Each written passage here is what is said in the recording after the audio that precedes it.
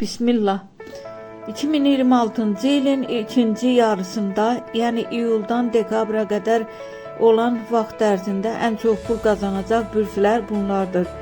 Əqrəb, ilin ən güclü qazananı, ikinci yarının pul lideri, böyük məbləğli gəlir, biznes, miras, investisiya şansı, avqust-oktyabr aralığı zirvə dövrü, pul axını güclü şəkildə açılır.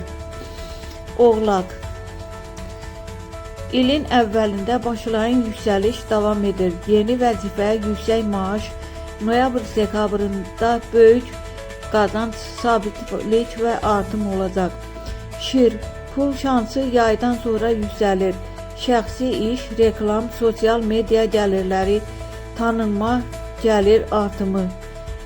Buğa, yatırımlar bəhrə verir. Daşınmaz əmlak, torpaqdan qazanc, sakit amma davamlı pul axını.